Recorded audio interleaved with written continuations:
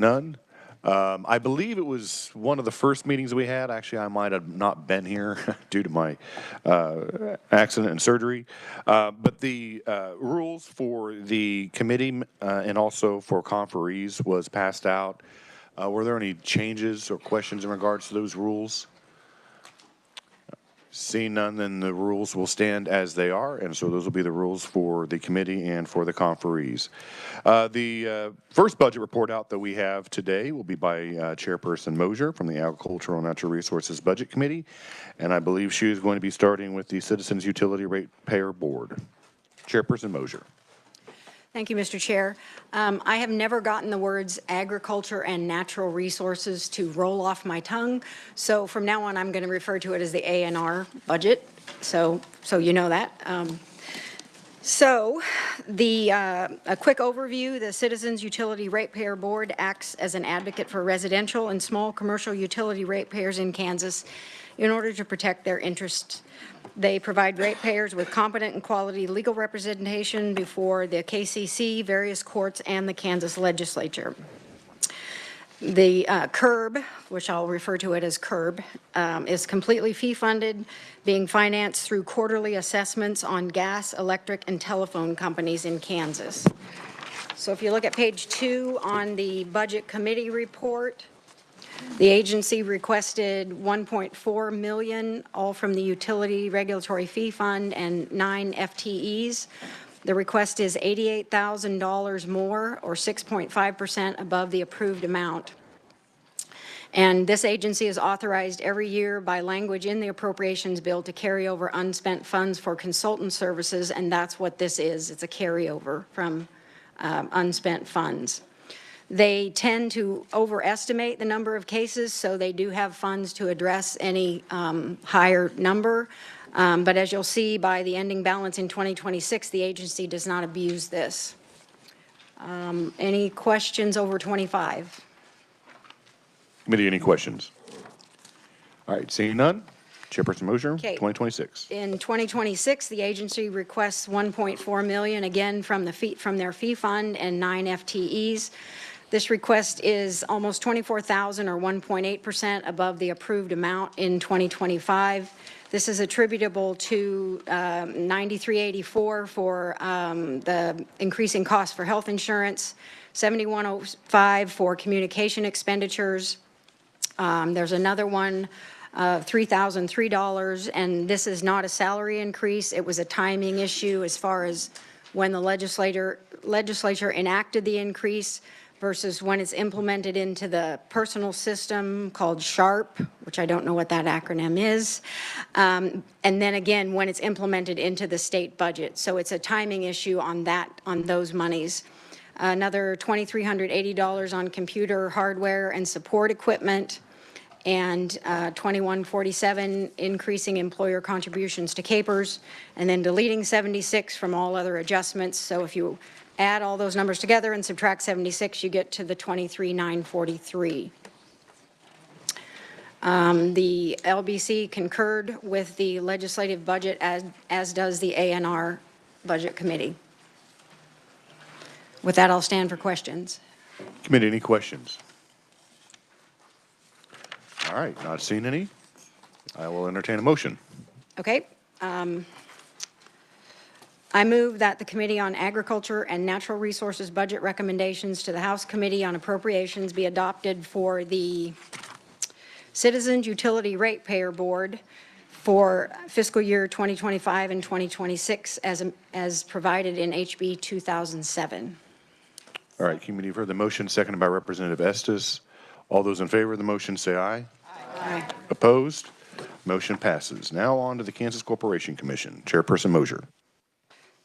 Thank you, Mr. Chair. The KCC is responsible for regulating and overseeing the safety of public utilities, common carriers, motor carriers, and oil and gas producers. They also are involved in developing the state's energy policy and administer conservation projects that promote the efficient use of energy.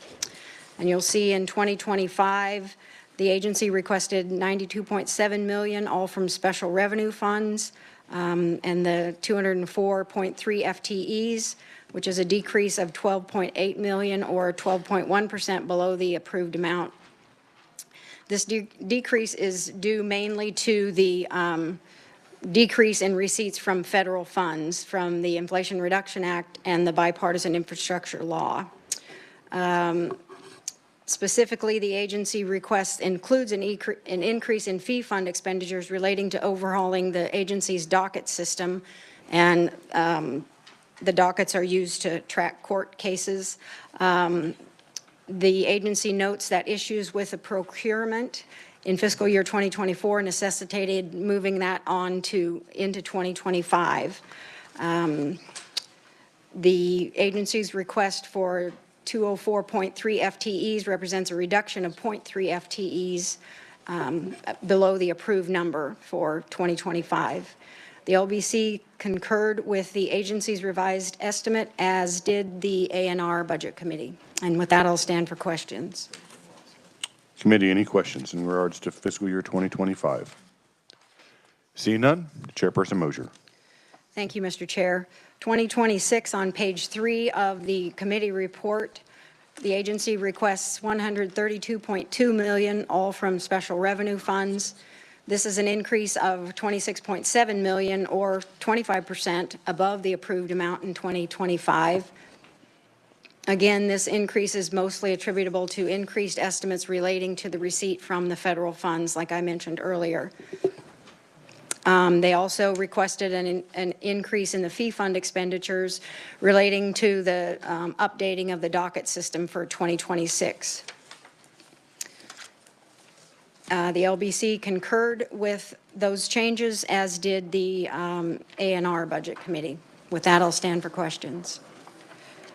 Committee, any questions? Representative Williams. Thank you, Mr. Chair. And this actually applies for 26 and for 25. We see the $47 million from the federal funds and the $7 million that was added on the 25. Do you happen to know what those grants were for, at least maybe even looking back, the additional $7 million? I know we get federal funds annually, and they're probably, but what are those different pots of money for that we get regularly that we see in the $47 million? And then what was it looking back for the $7 million?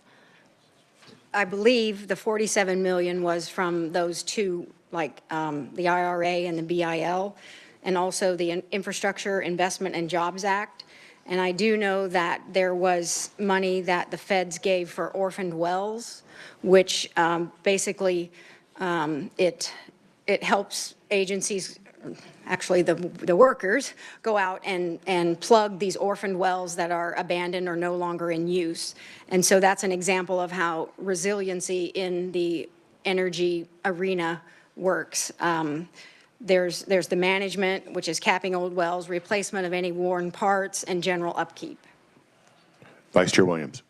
Thank you, Mr. Chair. So yes, the orphan wells for the 2025, but in terms of what they're required to use it for, were they specified that they had to use it for environmental impact, or do we know? I need to phone a friend.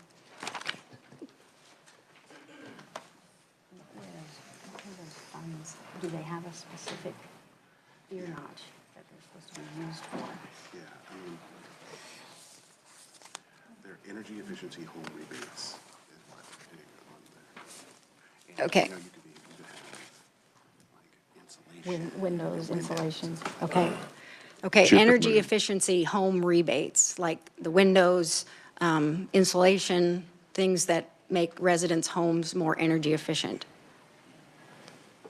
Vice Chair Williams. Okay, and last question. I know a lot of people that take advantage of these types of programs. Where does the average consumer find out about this amount of money? Chairperson Mosier. That's a very good question. I can, They have an advertising program. the KCC. Okay, the KCC has an advertising program that puts it out there, I would assume, on their website. And I do not know how consumers find out about that. I can ask KCC. Any further questions for Chairperson Mosier in regards to fiscal year 2026? All right, seeing none, Chairperson Mosier, entertain a motion. Thank you, Mr. Chair. I move that the Committee on Agriculture and Natural Resources budget recommendations to the House Committee on Appropriations be adopted for the Kansas Corporation Commission for fiscal years 2025 and 2026 as provided in HB 2007. All right, committee for the motion, second by Representative Estes. All those in favor of the motion, say aye. Aye. Opposed? Motion passes. All right, thank you, Chairperson Mosier. Thank you, Mr. Chair. All right, now we'll go ahead and move on to the legislative budgets, and those are going to be reported out by myself. So we'll go through the 5 budgets in regards to the legislative budgets. So the first that we're going to be starting with is the legislature, and I think all of us are aware that the legislature is vested in the House of Representatives and the Senate. And the budget for the legislature finances the operations of the House and the Senate, joint expenditures, legislative claims, special maintenance and repair expenditures, special expenditures, legislative branch information systems authorized by the LCC, and the retirement program for sessional employees of the legislature. So in fiscal year 2025, the legislature requests $38.4 million, including $33.4 million state general fund. This is an increase of $5 million, but that $5 million is ARPA funds that is being used for the ks modernization system, and so that just has to be authorized that they can use the ARPA funding for that. This funding was previously approved and now is being budgeted for expenditures as the project has started. The request also includes $7.8 million in SGF reappropriations, which we've talked about in other budgets, and 56 FTE positions. The LBC concurred with the agency's revised estimate. We deleted $6.9 million of the reappropriation for operating expenditures fiscal year 2025. Then when the House Committee on Legislative Budget met, we discussed this with our research analyst, Mr. Deere, and we decided to add $3 million of SGF to reduce the size of the reappropriation lapse in fiscal year 2025. With that, I would stand for any questions in regards to fiscal year 2025. Seeing none, I'll move on to 2026. In fiscal year 2026, the agency requests $35 million to State General Fund, which is an increase of $9.3 million. And they also requested $167,000 approximately for one FTE position for the Legislative Branch Chief Information Security Officer. And the other increases are attributable to the full year of the implementation of the legislative salaries. So that's $7.3 million State General Fund. Software licenses of $180,000. Other professional fees, $1.8 million for the legislative initiatives such as the ks modernization, constituent management relationship software, bill tracking software, and so on. The LBC concurred with the agency's revised estimate for fiscal year 2026. We did not, in the special committee, accept the one FTE position for the CISO of $167,000, and then the House Committee on Legislative Budget concurred with the Special Committee on Legislative Budget, but we deleted $500,000 for a reduction in other professional fees in fiscal year 2026. Any questions in regards to fiscal year 2026?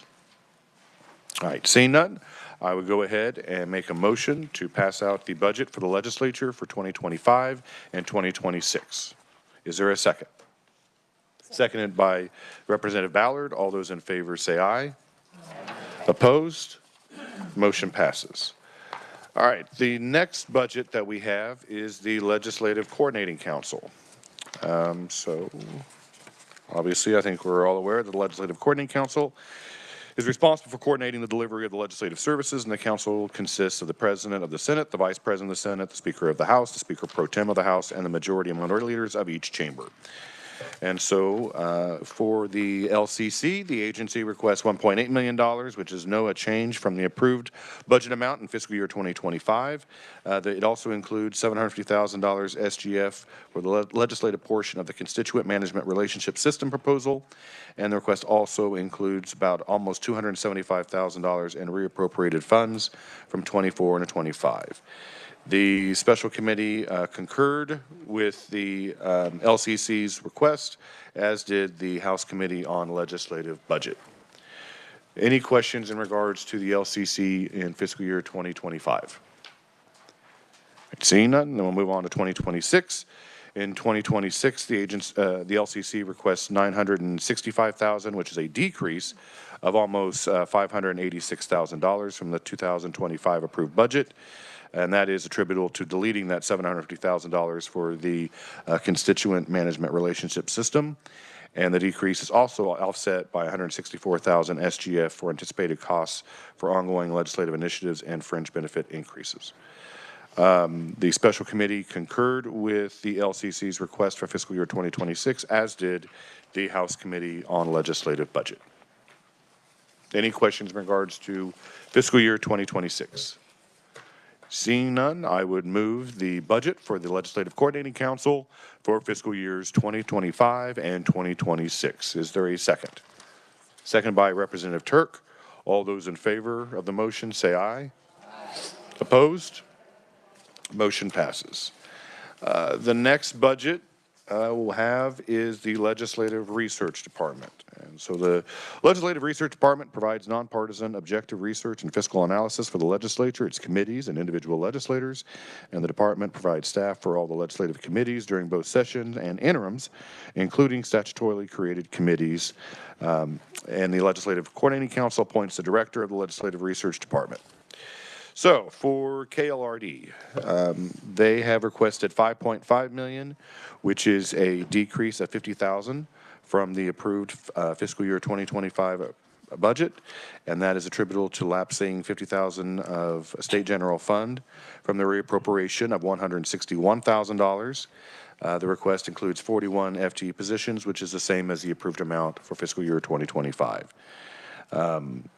The LPC concurred with the agency's revised estimate, although we deleted the entire deleted $111,000 of the reappropriation from 24 to 25. And then we added in the House Committee on Legislative Budget the $50,000 to allow the agency to retain temporary personnel to scan and archive old legislative data in fiscal year 2025. And this project would allow the agency to more effectively utilize existing space within the Capitol. They had also indicated that by making and scanning all these digitally, it would also open up some floor space and office space downstairs in the garden level where their offices are at. Any questions in regards to fiscal year 2025? All right, seeing none, I'll move on to fiscal year 2026. KLRD requests $5.6 million, all SGF, an increase of $276,000 above the fiscal year 2025 approved budget. Without the reappropriations, the increase is attributable to an enhancement request of $118,000 for a FD position for the database administrator. And the request also adds $164,000 in salaries and wages to fund fringe benefit rates increases and anticipated retirement expenditure for senior employees. The Special Committee on Legislative Budget deleted the one FTE and the funding of $118,000 for the database analyst. And then when we had the discussion with KLRD, as mentioned in 25, about having all of these items scanned digitally, and then having somebody that would be able to work on the database as an analyst, we added back in the $118,000 and the one FTE position for KLRD. Is there any questions in regards to fiscal year 2026? Representative Wassinger. Thank you, Mr. Chair. Is that FTE going to be only in there until they finish getting caught up with all the paperwork, or do they consider it to be an ongoing problem? It's going to be an ongoing employee, Okay. correct? Yeah. All right. And I may have misspoke, but the ones that are actually doing the digital scanning are just temporary, and so they'll only be there for about 3 months. But the database analyst will be a full-time position. Okay. Thank you, Mr. Chair. Any further questions in regards to fiscal year 2026? Representative Williams. Thank you, Mr. Chair. So I'm just curious. We've been talking in other committees about the longitudinal, what am I saying? Longitudinal database, right?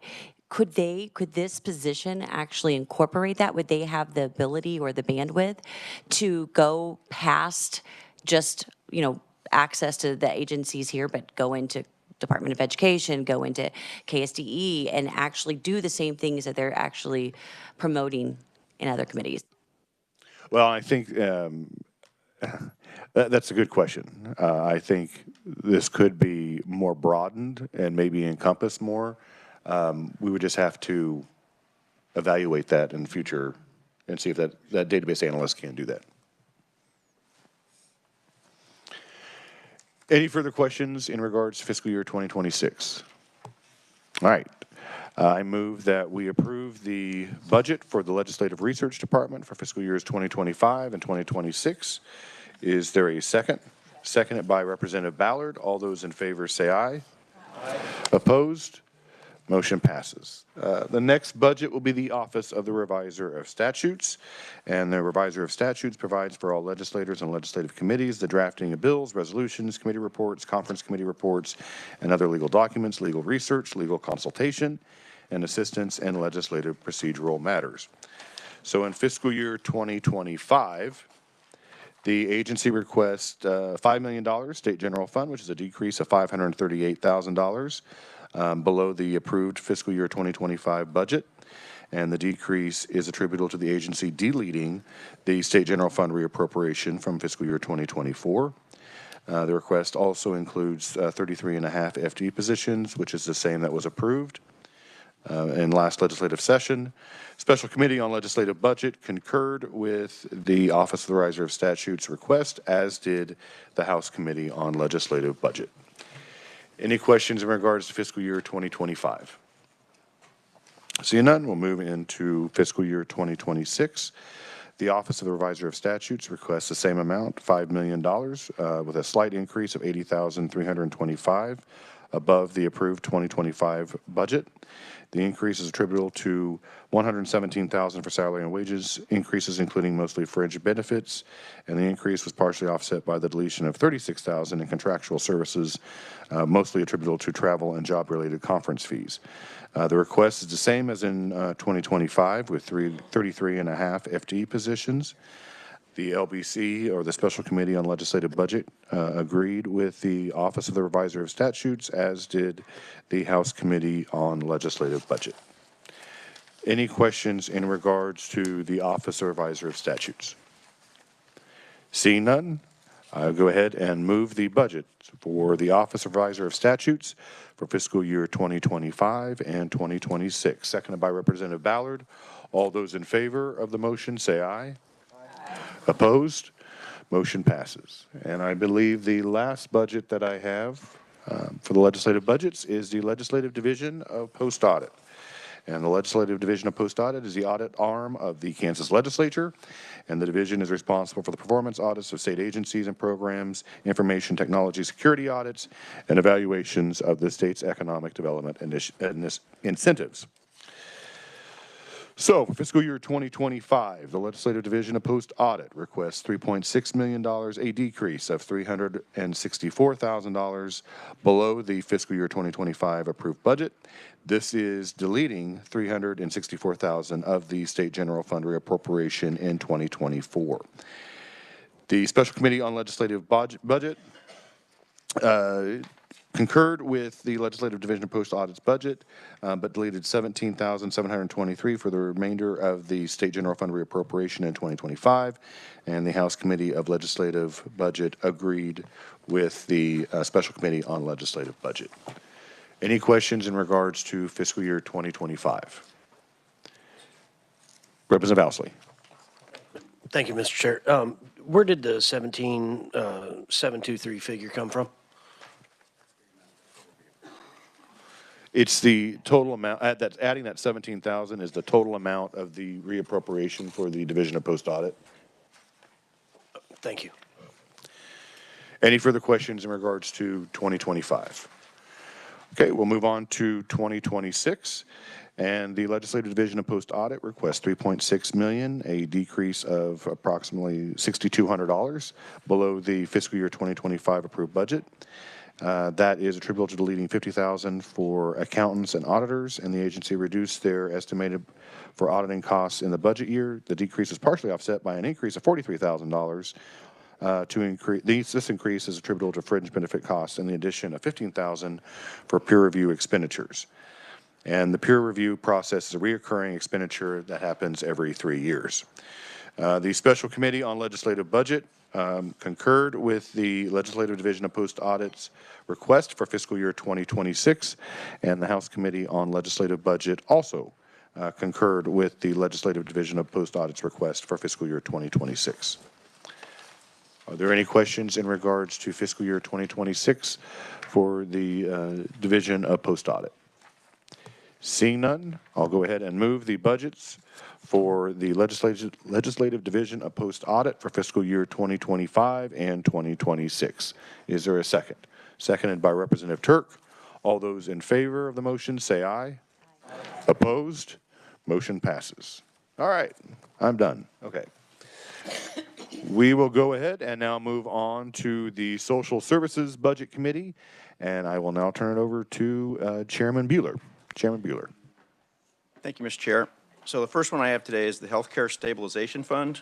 And the mission of the Healthcare Stabilization Fund and their Board of Governors is to administer the Healthcare Provider Insurance Availability Act in accordance with the duties and responsibilities set out in the Act. It also establishes the Healthcare Stabilization Fund, which was in 1976. So this is a fee-funded agency. There's no SGF. There's no supplemental requests. There's no change in the FTEs. And there's essentially no change in the budget. And I can answer questions on what the agency does as possible, but since there are no changes, I stand for any questions on FY25. Committee, any questions? See none, proceed to 2026. Thank you, Mr. Chair. As you look at the budget for 2026, you'll note an increase. That is based on, they use an actuarial table associated with the number of claims that essentially creates that number. So it's the same set of contributing factors. It's fee-funded, no SGF, et cetera. And as such, the LBC had concurred with the agency's revised estimate, so did our Budget Committee. And with that, I stand for questions. Committee, any questions in regards to fiscal year 2026? Seeing none, Chairman Bueller. Thank you, Mr. Chair. I move the social services budget for the healthcare stabilization budget for fiscal years 2025 and 2026. All right, committee, you've heard the motion. Is there a second? Second by Representative Ballard. All those in favor of the motion say aye. Aye. Opposed? Motion passes. Chairman Bueller. All right, I'm going to move on to the Larned State Hospital, and this one is not as easy to go through. So I'll spend a little more time on it. So a little bit about the agency overview. State Hospital in the serving the western half of the state, composed of 3 main divisions. There's a psychiatric services program, the state security program, and the sexual predator treatment program. When the committee met, we got a kind of a deep dive into what the hospital does, who they provide, the relationship with the Department of Corrections. So it was a complicated hearing for my committee, to say the least.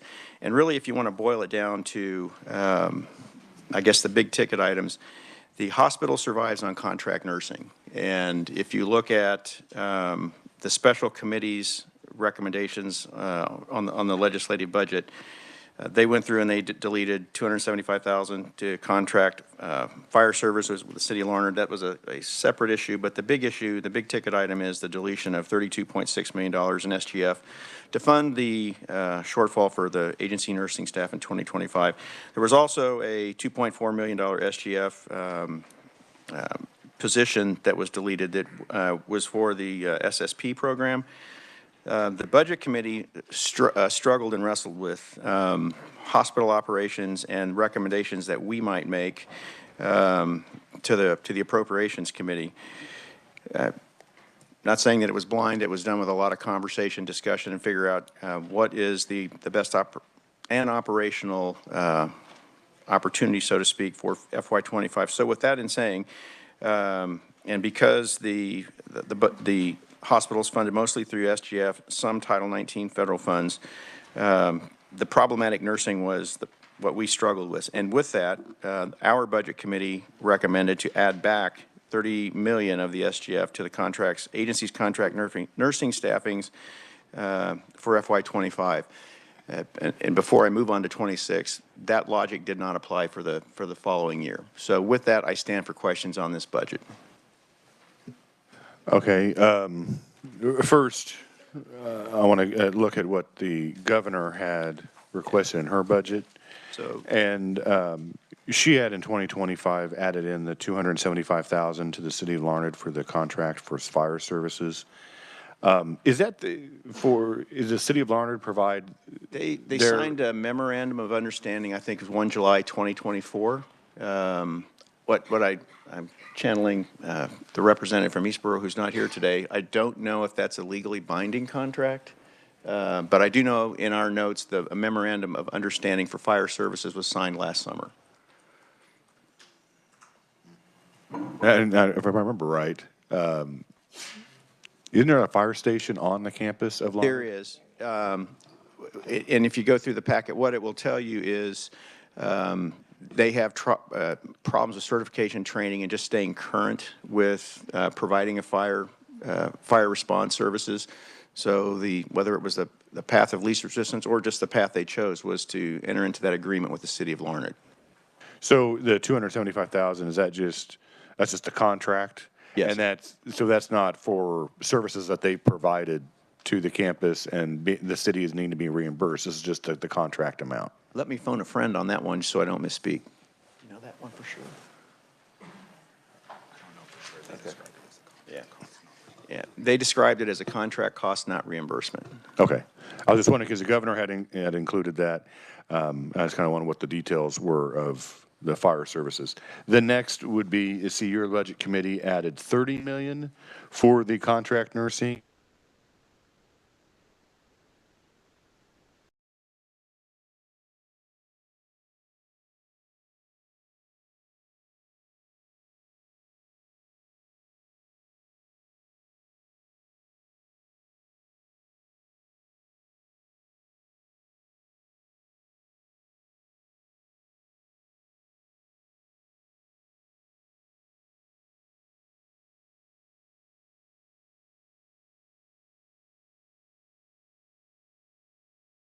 Other numbers kicked around as we discussed it, but 30 million is the consensus of the committee.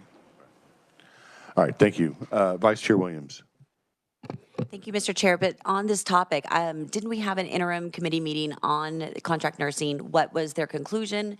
And second of all, at one point, I'm not sure if it made all the way through the budget process, there was a proviso that was initiated from this committee that would say if you were a recipient from a Kansas college of a grant for nursing, then you would not be allowed to enter into contract nursing. So I'm not sure if that did or did not. So I was just curious on either one of those things. And are we still without a long-term solution? And I'll see if I can answer one question. So were you talking about the subcommittee that was created in Appropriations last year with about 5 members to discuss contract nursing, or an interim committee that was?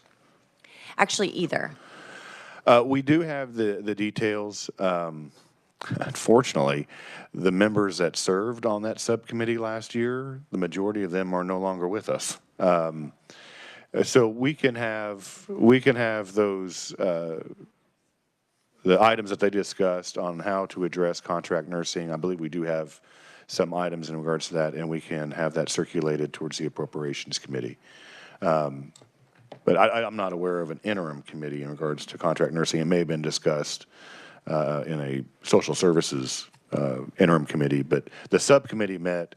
But like I said, the members that were serving on that committee, I believe Representative Estes, did you serve on that? You did not. Okay. So yeah, some of those members are no longer with us, and he's not here today. One last question. So, Vice Chair Williams. And following just one more last question. So if, openpayrolls.com, I think that some of the highest paid employees of Kansas actually work at Larned. And so I just didn't know is that just because it's very hard to recruit those doctors and psychiatrists, or? It's a combination of all of those things. What we heard during committee testimony was in addition to just it being a competitive workforce, and with staffing, I think the number is 69% open and unfilled positions. That and the available housing market in the area, attracting people to the market is also problematic. Vice Chair Williams. Okay, sorry. One last point is that they're not at capacity right now. And so I look at the number of, let's say, residents or patients, and what are those capacity numbers? And if the capacity is not where it, the maximum numbers or even close to the maximum numbers, then I guess I just wanted a little explanation of why we're continuing. I mean, they budgeted for more contract nursing. We gave them that, and now we're going on top of that, but where capacity is not complete. We're at, so could you just go over those capacity numbers? Chairman Bueller. Give me 1 second on that, if you would. I have the budgeted capacity, which is 520. I don't have what their full capacity would be. Do we know what it is now, the actual is from their presentation? 520, so I'd have to see what their Okay. full. I know the budgeted actual, or the capacity number, pardon me, is 520 is the full number. I don't know that I can pull the actual number out of the material that I have right now. Representative Ballard, I would appreciate the help. I was going to call on Representative Carpenter next. Go ahead. Representative Carpenter. Thank you, Mr. Chairman. So in committee, and we've been dealing with this for quite a bit, 4 years to be exact, that I'm aware of, contract, $40 million worth of contract nursing. The reason we put $30 million in there this year was because it's pretty much already spent. They've scraped and scrounged money to pay that bill. The bill is due whether we pay it or not. So that's, and they reappropriated $1.5 million, so that's kind of how we came up at $30 million.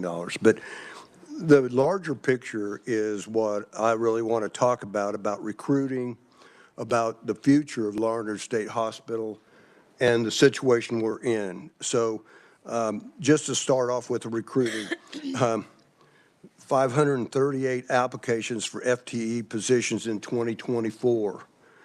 They hired 159 people for a variety of reasons, failed drug tests, background tests, you name it. It's all over the place of why we can't get employees out there. And at some point in time, we've got to get out of the box.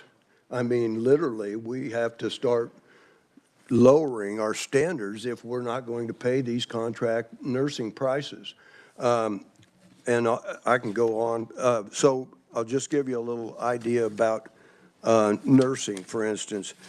So our RNs out there, our starting pay for RNs is $38.86 an hour. A contract nurse pay is $90 an hour. Figure it out. Where are they going to go to work? Our LPNs, LMHTs, $28.31, $70 for the contract nursing. On our MHDTs, it's 21. We pay $21.13. They pay $52. So at some point in time, and I out of the box, but what we've got to do is raise those prices.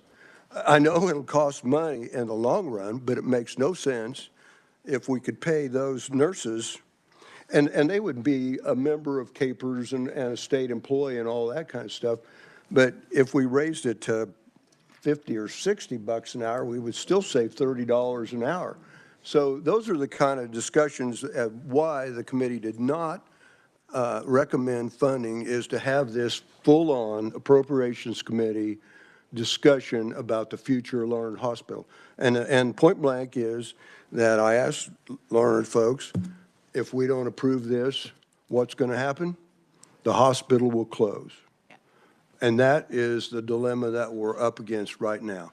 There's plenty of reasons why, but that's the bottom line there, is if we don't authorize this contract nursing at this time, that hospital will close.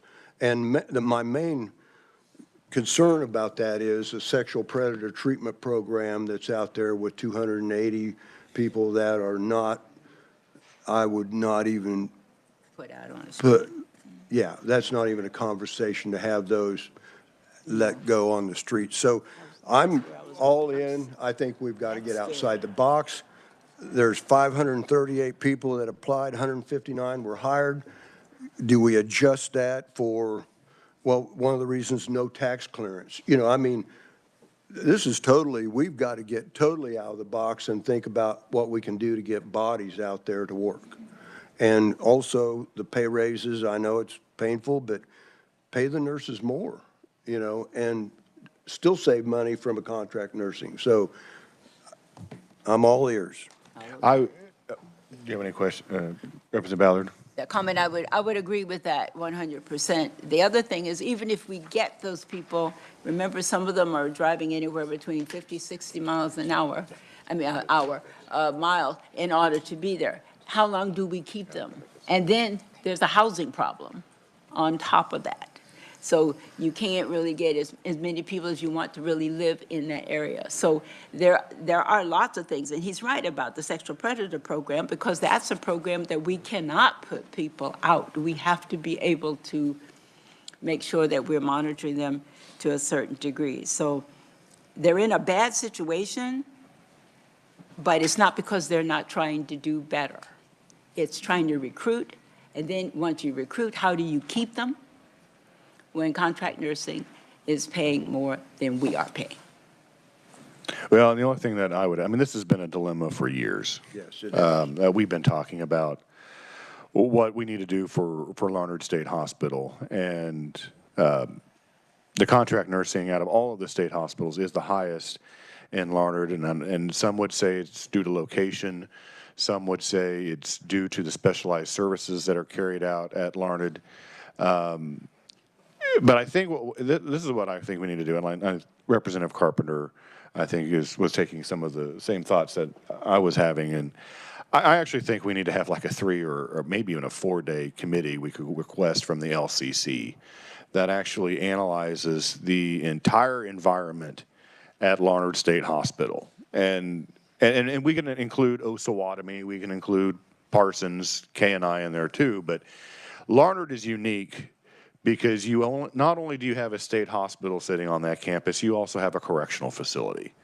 And so you have 2 state entities sitting on the same campus. And there for a while, when we were increasing the pay with corrections, we were losing staff at the hospital because they were moving over to corrections because we were paying higher. And we weren't solving any issue, really. And we were actually compounding an already very complicated issue. But I would say the request for the LCC for this committee would be to discuss what we need to do in regards to contract nursing.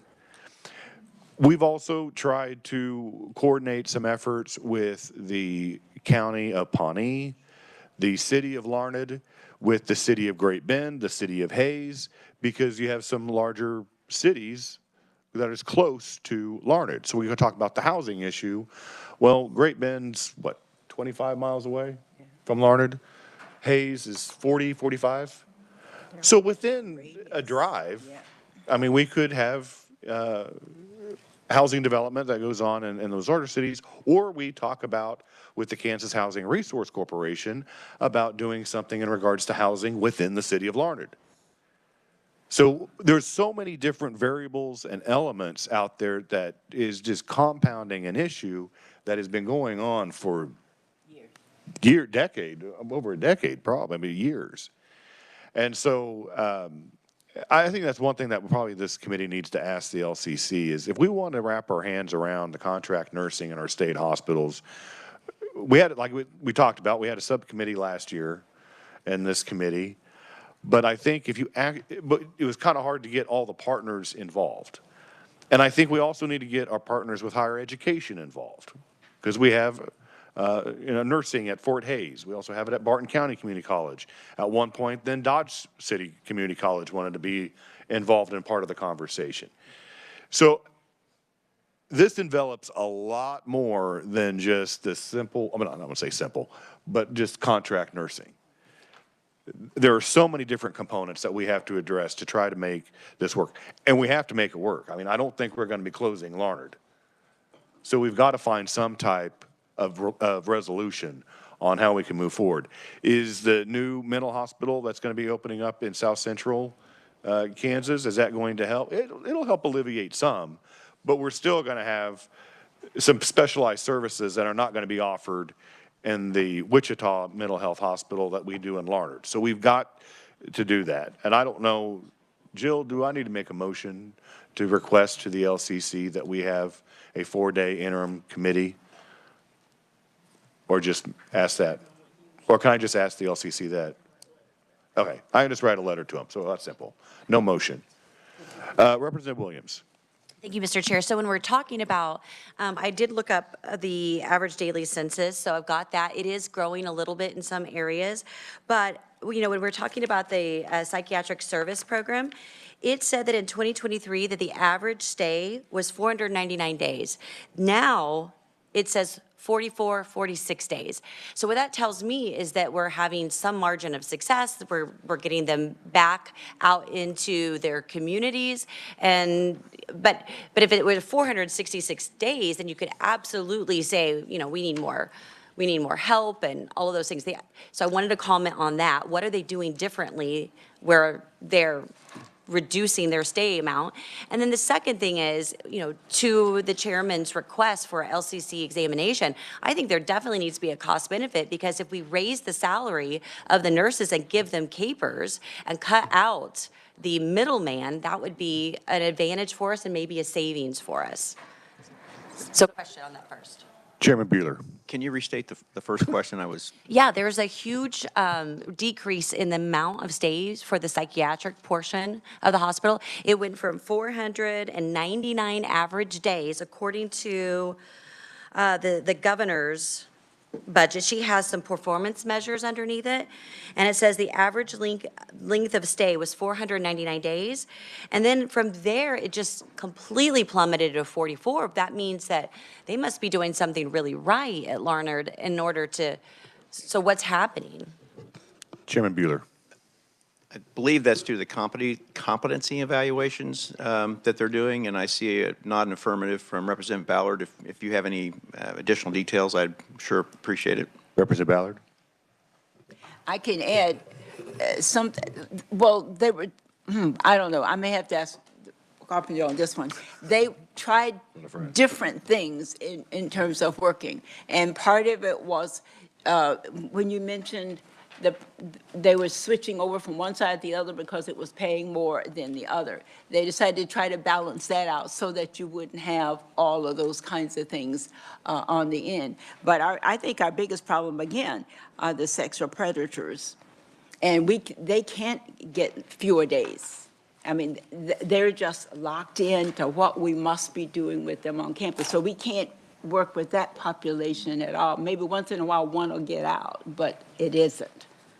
But it's the middle person we have to cut out, but not permanently. Representative Wassinger. Thank you, Mr. Chair. I would just want to add one thing about the contract nursing. I understand, we all understand that we're going to have to pay our nurses more or they won't stay. We've got to find them a place to stay. But it causes more problems than just hiring contract workers.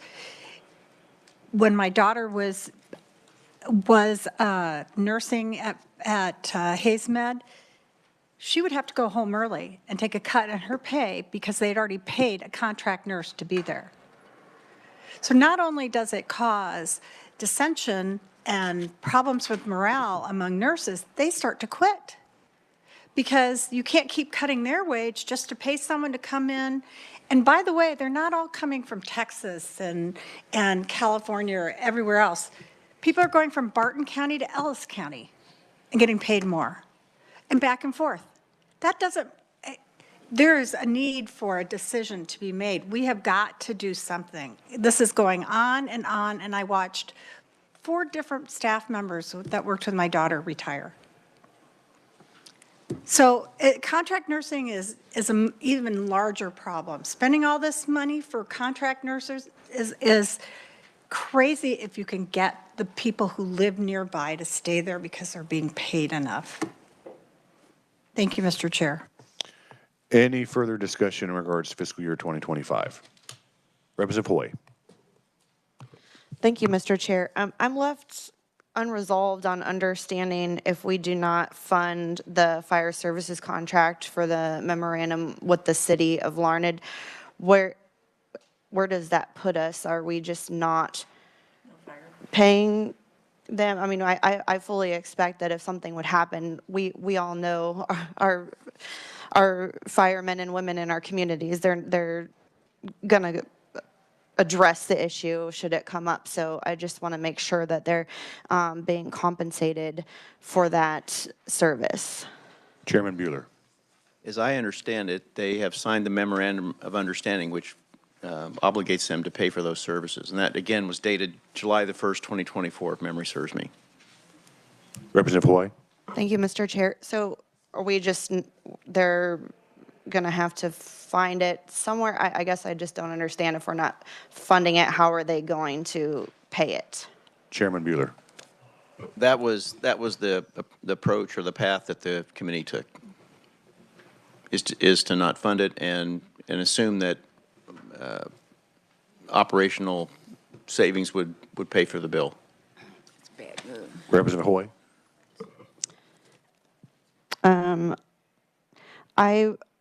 I think I would prefer not to just make that assumption and make a motion to add the 275,825 SGF for contract fire services with the city of Larned for fiscal year 2025. All right, committee, you've heard the motion. Is there a second? Seconded by Representative Amix. Discussion on the motion? Chairman Bueller. I don't know if it's in the language. Would want to assume that, not assume, I'd want to make sure that we clarify what the memorandum of understanding actually obligates. So if it does, I see the vice chair shaking her head no. I just want to make sure that we don't overpay, so I'm okay with the motion. Representative Turk. Thank you, Mr. Chair. So as you read it out, it sounded like to me they have their own fire service for which they're not funding for whatever reasons, right? So they already have budgeted money for fire services that they're not utilizing, and that can be used for this internally without an additional appropriation? Chairman Bueller. Not necessarily, because part of it is staffing, part of it is recertification, part of it is expenses that they don't necessarily have the full-time staff on hand. It's a little bit like the contract nursing situation. I mean, it's that employment problem per se. So the way I'm taking what you're saying is the certification, the training and everything for the fire station on the campus is costly. So it was more cost prohibitive to actually have a memorandum of understanding with the city of Larned, so they would basically contract the fire services with the city. That is correct. All right. Vice Chair Williams. Thank you, Mr. Chair. So, you know, if you're in a county, it doesn't, whether you're a government, you're a school, you're a college, you don't have to pay extra for services. So I don't understand why, even though they have some of the capabilities, they just can't get it fully certified. They have some of that fire protection on hand. Regardless, I don't understand why they're still not covered in the county. And I don't think a MOU requires or obligates a payment. That would be another level of a contract. But I would think that if there were a serious event or there were an event, the county would come out. That's why we all pay local property taxes. So can you speak to that? I don't know if there's a mutual aid agreement, which is typical in fire departments for that. I just know that the language in the presentation was, again, it goes back to equipment, training, certification, and staffing. And to Chairman Waymaster's comments, it's cheaper for them to go this route as opposed to trying to cobble together a fire department. Vice Chair Williams. Thank you, Mr. Chair. So a mutual aid agreement. So are you saying in every county, if there is a state agency, they do not have fire protection? I'm not saying that. What I'm saying is I don't know if there is a mutual aid agreement out there. I didn't ask that question, so we'd have to clarify that. Okay, from my perspective, I did not realize that in order to get fire protection in a county, you'd actually have to have an agreement. So I would hope that we would get more information before moving forward. Representative Estes. Thank you. I wanted to follow up on Representative Turk's line of questioning, because if staffing had been appropriated in the past and they weren't able to hire someone, what happened to that money? And why didn't they reappropriate it to pay this $274,000? Chairman Bueller. All I can answer that is that it's a supplemental request. And again, I go back to my previous comments, is that they've not been able to do this for the reasons previously stated: staffing, training, certification, equipment maintenance, and those kind of things. But is it budgeted for? It's budgeted as a fire service, as a contractual. But I mean, the fire station on the campus, is that budgeted? It would have been in their overall staffing and operations plan, as I understand it. Representative Ballard. The wording of LBC to delete, well, I think I'm looking at the 75,000. You're looking at the 200 and some. But to not fund its ongoing obligation for the contract for fire services with the city of Lawrence. Now, I have never been clear as to who is actually responsible for this fire service. All I know is a safety issue, and we need to have fire protection. And we punted to Larned to do it. So now I'm not sure who's responsible for it. Chairman Bueller. I do have amplifying information from the supplemental enhancement, and I don't want to necessarily read the entire thing, but they are requesting the $275,000. Previously, the Lawrence State Hospital Safety and Security Department, that's where this function was held the primary responsibility of providing fire response to both LSH and the Kansas Department of Corrections campuses. LSH was challenged to successfully initiate and maintain the necessary fire training for the security officers given vacancy challenges of the department, along with the costs associated with properly training each officer that is hired by LSH. Additionally, the expense of purchasing and maintaining proper fire gear for a department over 90 officers created further challenges of being able to maintain a fire brigade. They go on to list training costs for firefighter 1 and 2 at $3,000 per officer, and about $4,000 for proper turnout gear. Those were the mitigating factors that lend itself to the supplemental request. And then it goes on to say, if I may, LSH, KDOC, and the City of Larned entered into a memorandum of agreement starting July 1, 2024 for the City of Larned's Fire Department to provide immediate response to any fire safety issues on LSH and the KDOC campuses. Removing this responsibility from the safety and security officers allows greater focus to be placed on providing high-quality support and interventions for the safety and security of the campus. So I think that's the answer. It was in that safety and security department, and then it taking the fire response portion out allows them to focus on patient safety, campus safety, et cetera. So are we going to see a line item for this in Department of Corrections for the Larned Correctional Facility? I think that's more of a question, I think, for staff. All right. I think we just stay abreast of the situation, and then when we have the Larned Correctional Facility, we'll have a discussion. And we have a discussion about it again. Representative Francis, then Walsinger. I think Representative Bueller kind of brought up some of the things that I'd understood from previous conversations regarding this issue. You know, it's kind of like a volunteer fire department, in essence, and they're using their security personnel on call. But I would like to point out one thing. When they go out to a business, a fire department, generally those are property taxpayers. I would be very surprised if Larned State Hospital paid property taxes. And I would also say that when we're talking about an entity like that, that's that far out from any of the existing communities, you know, my rural fire departments, in my area at least, aren't really manned and set up to fight structure fires of that type. They don't have that equipment. And if we're using Larned, they got to drive, what, 25 miles to get there? So I don't necessarily support the amendment that we're talking about. I mean, I do think there's cost savings, and I think the LBC and the Budget Committee recognized those, and that's why they didn't enter into it. But I do think the community deserves some funding to assume that responsibility. Representative Walsinger. Thank you, Mr. Chair. In echoing some of the things he's saying, all around them are volunteer firefighters.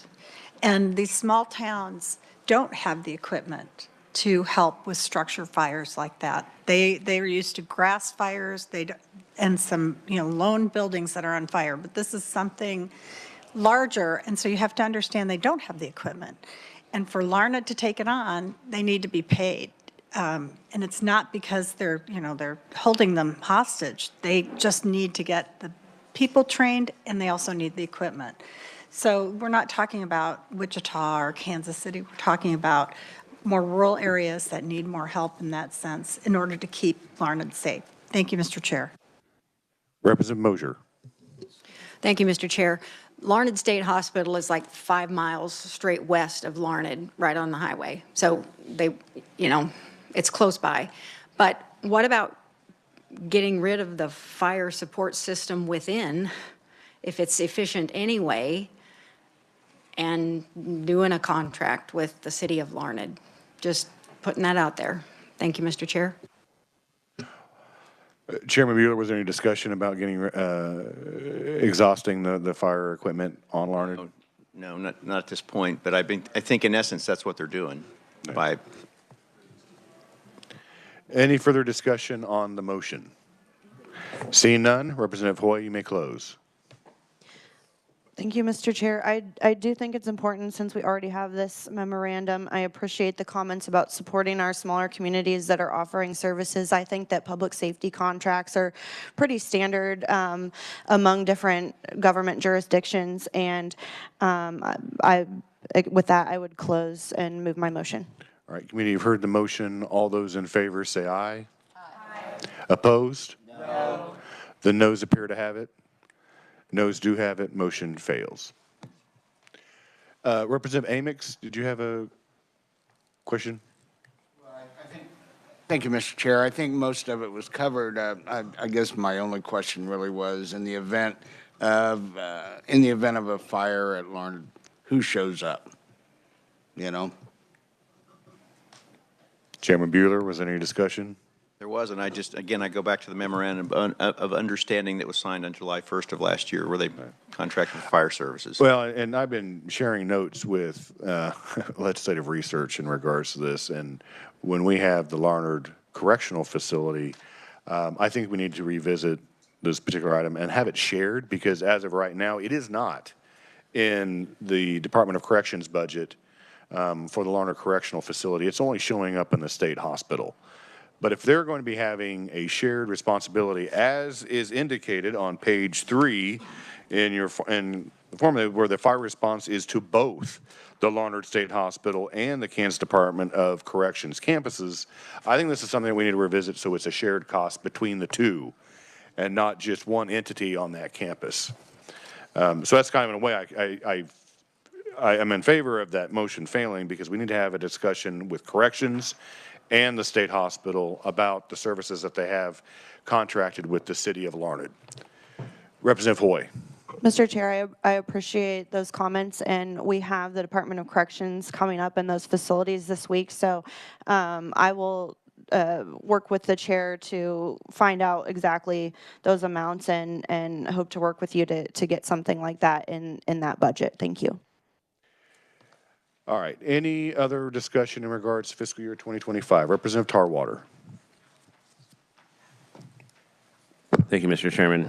I want to circle back to the contract nursing for just a minute. I've talked about this for like 4 years in a row. If that continues to be an option, that will be the only job there. We have got to end the contract nursing first before we do anything, before we're able to hire people at a lower cost or at a lower pay. I realize our pay needs to be increased, and so I do commend the committee for deleting it in 2026. I see that. So they'll have to come up with a solution, and I think that's a good way to start it, is say, hey, you've got until July 1st to figure this out. And my question is, you're asking for $30 million. We're halfway through the year. Shouldn't that just be 15? Because if we overfund this, then they'll continue to have that option for several more months afterwards. Chairman Bueller.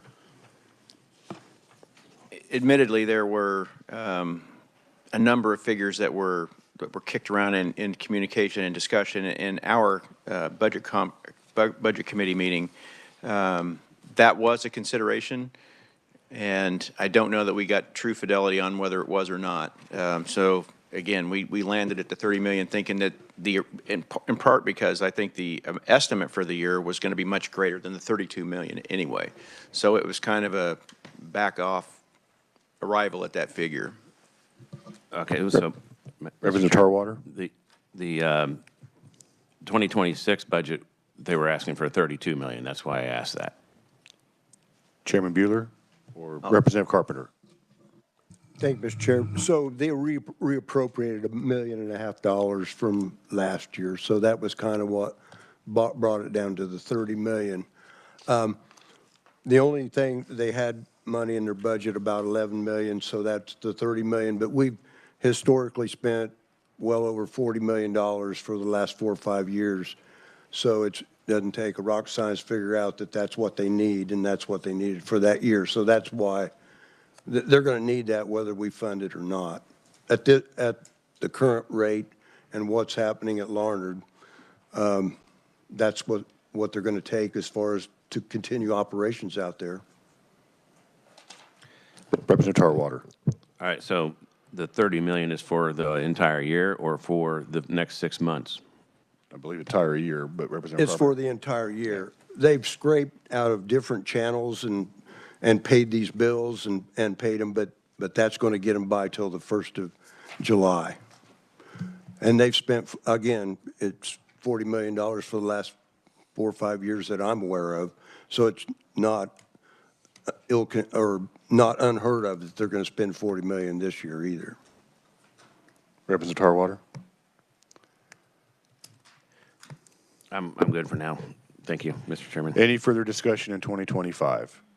All right, seeing none, Chairman Bueller, may move on to 2026. Well, that was fun. Representative Tarwater kind of tipped our hand on FY26, and if you do look at it, it's the same budget condition. So what we chose to do for, in 2026, the LBC concurred with the agency's request. However, there was the deletions of 75 million for the contract, I have that number correct, 75,000, pardon me. The deletion of the $32.6 million in SGF for the contract nursing, and then 4.8 for the FTE and the additional competency unit. So those were the Legislative Budget Committee recommendations, and our House Budget Committee concurred with those recommendations, and part of it was, it's what Representative Tarwater just said, we've got to figure out a way to solve the contract nursing situation, and we didn't want to continue to punt the problem down the road. To some extent, you could say we did that, but that is the path and the recommendation of the committee for FY26.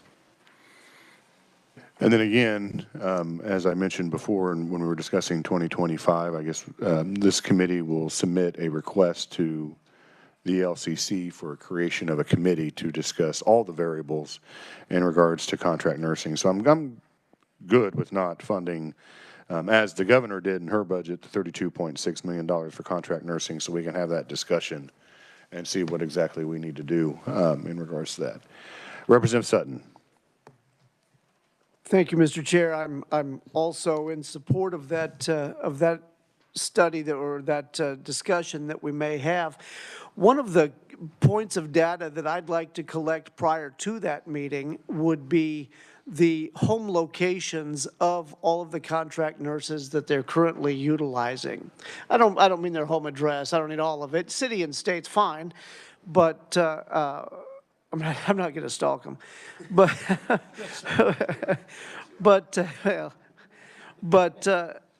one of the things in my experience, and I've got only a little bit on this one, is that contract nurses can kind of pick and choose where they want to live.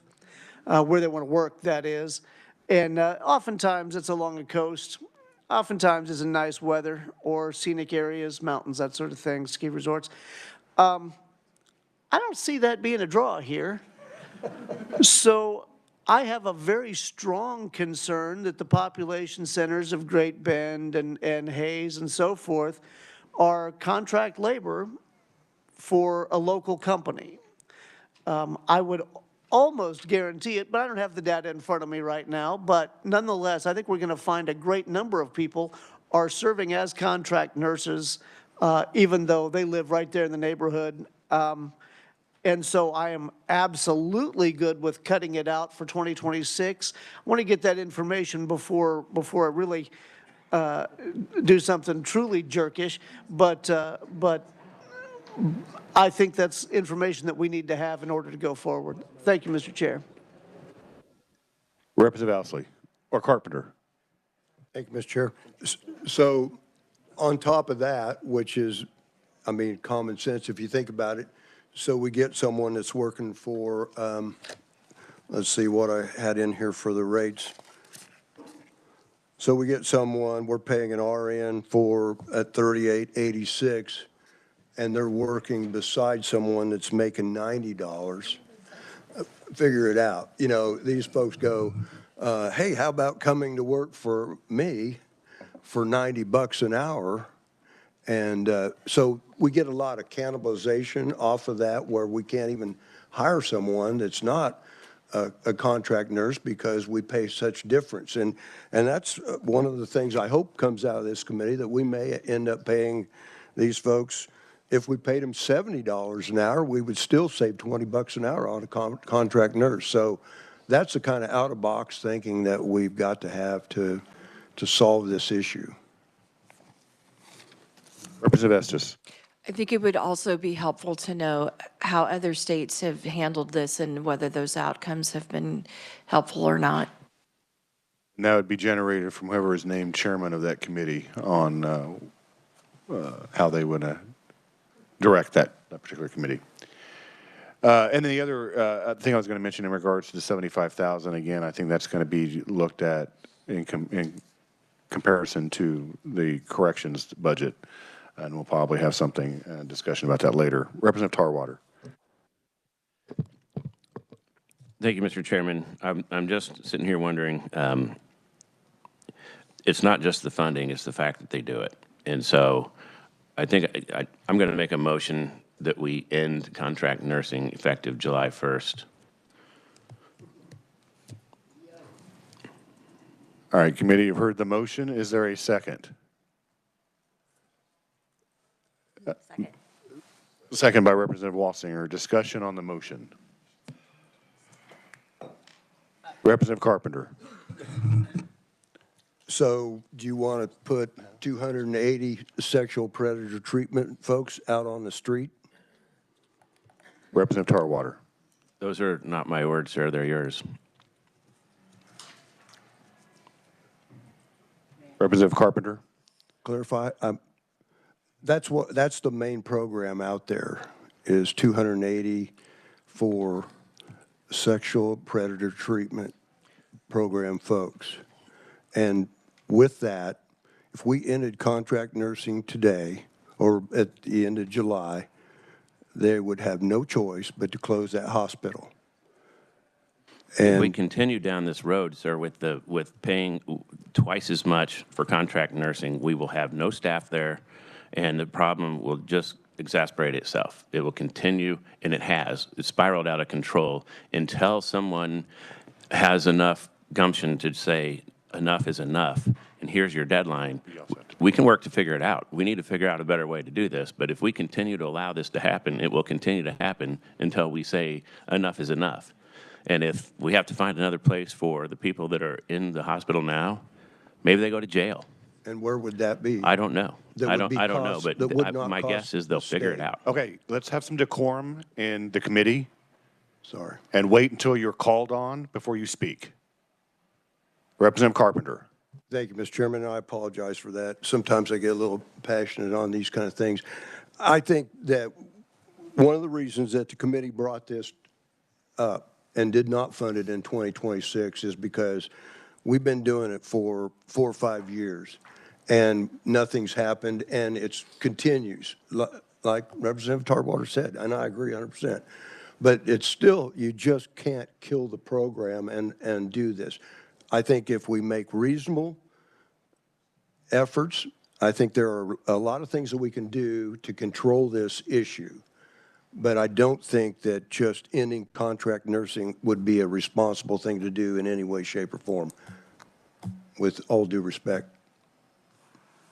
Representative Ballard. Thank you, Mr. Chairman. I would have to agree with that. We've been upset for several years with contract nursing. But I would also say we have other services that we have to provide in order to get our federal match, that we have to be able to have people staff and doing what we need them to do. And if we don't have them, we're in violation. We're losing money, but more importantly, the patients are not getting what they need. We talked about the study, maybe a 4-day study. It would seem to me during that time, all of this could come up during this meeting that we'll have, our interim studies, and then we can decide what it is that we really need to focus on and get done. But to just stop contract nursing now, we have then put the hospitals in a bad place. How are they going to have people working for them, doing what they need to do, and at the same time that we stay in compliance with federal government? So I would ask that we not do that at this time. Let's try the interim first. Let's come up with all of these ideas and see if we can get a grip on what's really going on, but not just eliminate contract nursing. Thank you, Mr. Chair. Representative Williams. Thank you, Mr. Chair. And I'm actually going to direct this question back to the chair. What's the percentage of nurses that are contract versus are employed by the state? Chairman Bueller.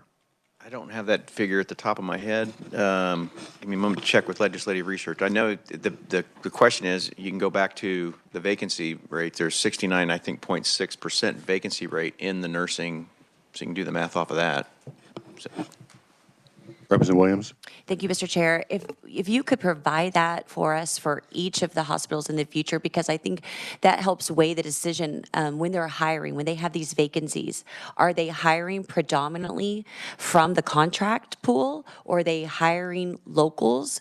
And I really do like Representative Sutton's line of thinking. Are they just crossing over from the other county and being hired? Are they living right there? Because, I mean, obviously, if we have an option of being paid $100 an hour, $90 an hour versus $45, we're going to choose the $100 an hour.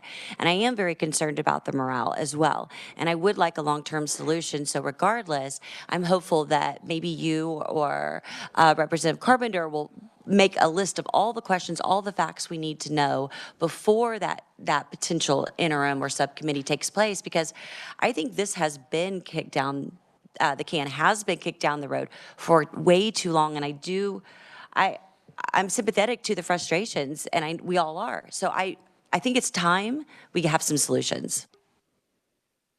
Any further discussion on the motion? Representative Getz. Thank you, Mr. Chair. I just had a question on the motion. Clarity, is this just for Larned State Hospital, all state hospitals, or is it just a blanket motion for no contract nursing throughout the whole state? I just want to be clear on that, of what the motion entails. I'll have the maker of the motion, but I took it as all contract nursing for all entities, but Representative Tarwater. Thank you, Mr. Chair, and thanks for the question. I'm speaking currently to this specific budget, okay, because we have this conversation every year, and every year the problem gets worse, and every year we say we need to do something, yet we never do. And by doing a interim committee, all we're doing is kicking the ball further down the road. I agree with the interim committee, but until we set a deadline, the hospital won't make the decisions it needs to make to solve the problem. And Mr. Chairman, I think with the permission of the second, I would change my motion to January 1st, 2027. July 1st, 2027. January. Fiscal year. So that gives them an entire year. I would, 2026, I'm sorry, sir. okay. I would still say you would want to start with the fiscal year. Yeah, fiscal year of 27. July 1st, 2027. 26. 26. Got it. Clear as mud. The beginning of the fiscal year, July 1st, 2026. Is that all right with the second? Any discussion, further discussion?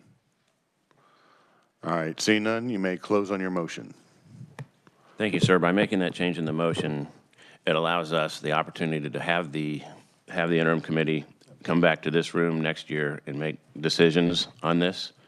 But by setting a deadline, even though it is a year and a half out, or a year and a half out, we will have set a stake in the ground and cause some possible decisions. We'll bring all the decision makers to the table. And so in the case that we would have to close the hospital, we could make that change next year in appropriations to fund contract nursing if we still needed to in some sort of a way. But until we say enough is enough, we're always going to have this problem. And so with that, I appreciate the debate. And yes, sir, I get passionate sometimes too, and I apologize for overstepping and not being called on, and I close. All right, committee, you've heard the motion. All those in favor say aye. Aye. Opposed? No. The ayes appear to have it.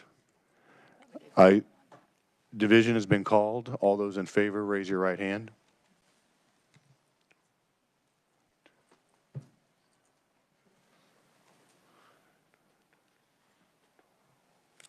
Opposed, same sign.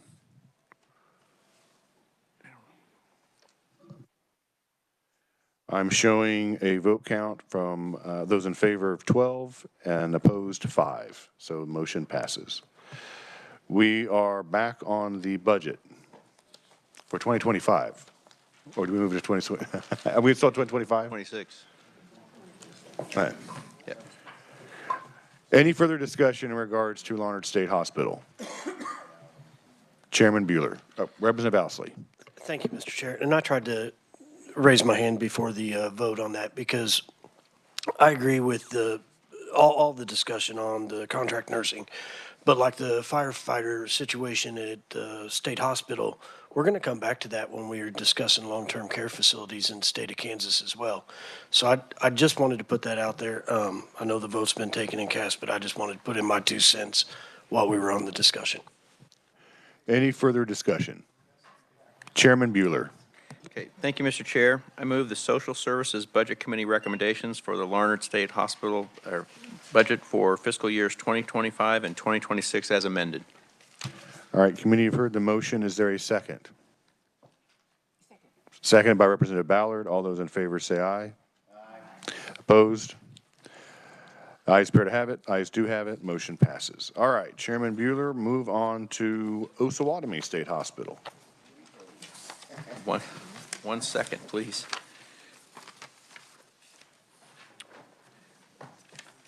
Thank you, Mr. Chair.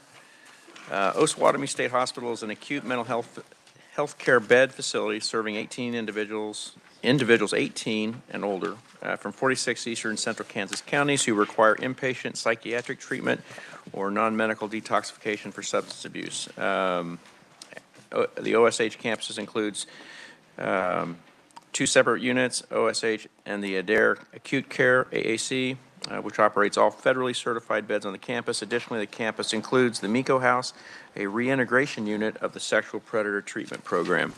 So you can kind of almost repeat what we talked about in Larned for the Osawatomie State Hospital. The contract nursing problem isn't as acute in terms of total dollars. But it is still the same problem that we looked at for the Larned Hospital. So with that, as you can see, the LBC concurred with the agency's revised estimate in 2020. They deleted the same $11 million. It was a shortfall due to contract nursing. And we took kind of an intermediate position for FY25 and added $8 million of that back, again, for contract nursing for FY25. And again, it's the same logic that we just spent a great deal of time debating. All right, committee, any questions in regards to 2025? Representative Sutton. Thank you, Mr. Chair, and maybe you can refresh my memory, but when we toured Osawatomie State Hospital, I was under the impression that the contract nursing percentage had gone way, way down, and almost all of them were now staff nurses. Why is it that we're funding $11 million again? Chairman Bueller.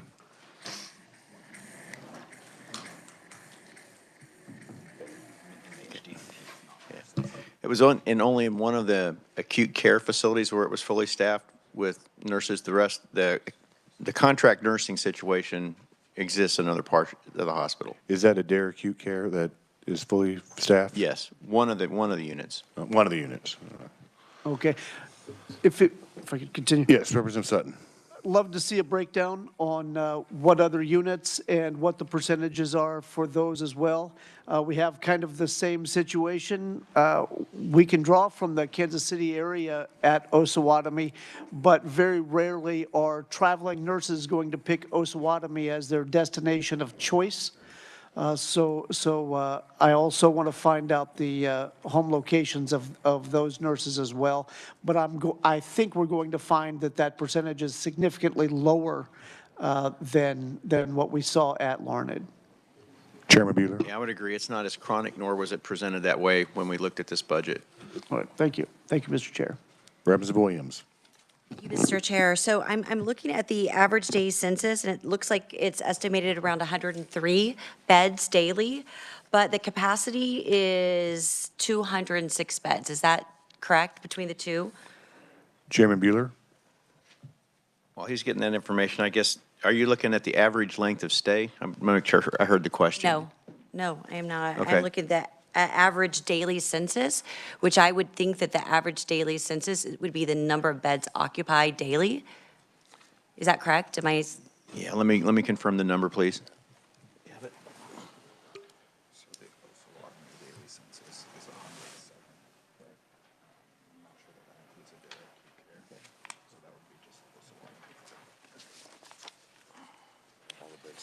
So the Osawatomie part, I don't know that this includes the Adair acute care, is 107?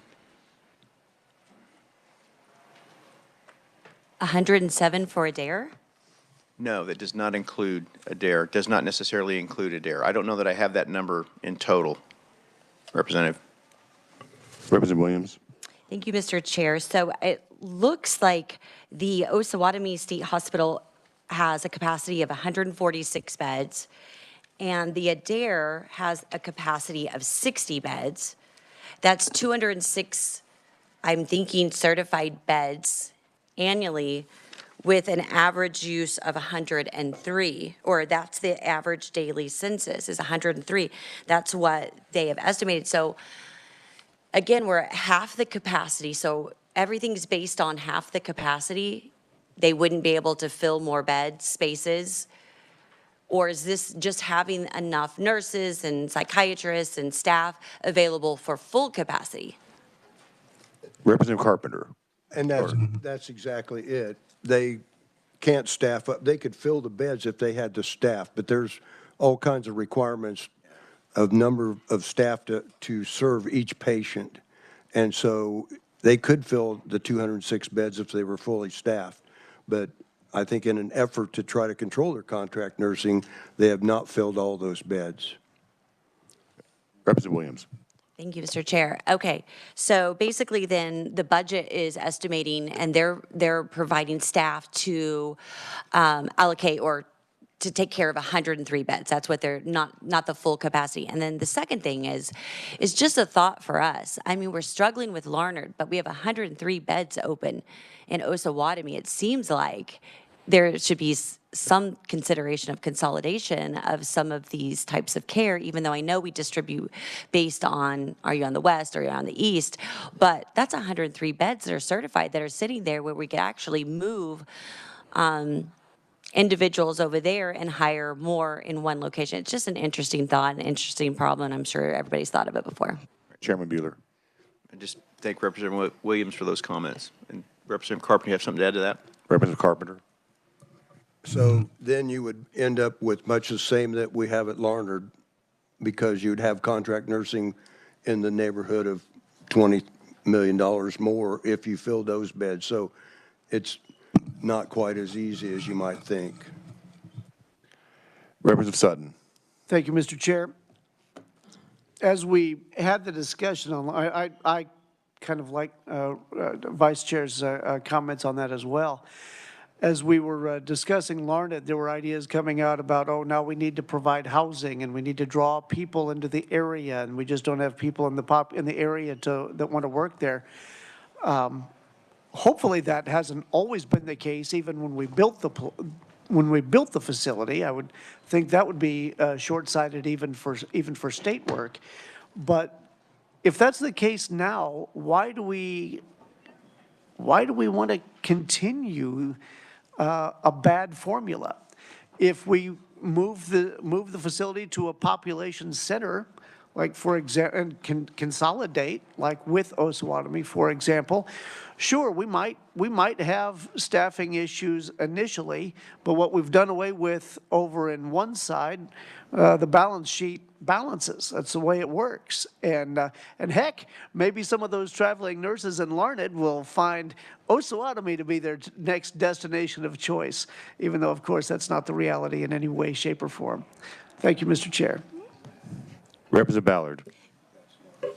Thank you. I would say if we look at Adair, when they opened this summer, they did something that they're very proud of that's very helpful for the individuals that are using it. They made a lot of single room versus 2 people to a room. And I'm not sure that number is being reflected the same when we look at that, because a lot of them are now single rooms that they have never had before. So we may have to go back and ask about that number that we actually have available in certified beds, because they've not had the single beds until this fall. Any further discussion in regards to 2025? All right, seeing none, Chairman Bueller, move on to 2026.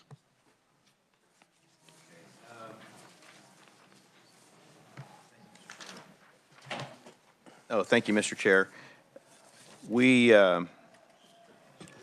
followed the same budget logic for FY 2026, where the LBC came in and concurred with the agency's request and deleted the $11 million in SGF and the $253,000 for the 2 additional psychologists. The Social Services Budget Committee, because of the acute care nature of the facility and the previous discussion on contract nurses, added those back into our budget recommendation for the year.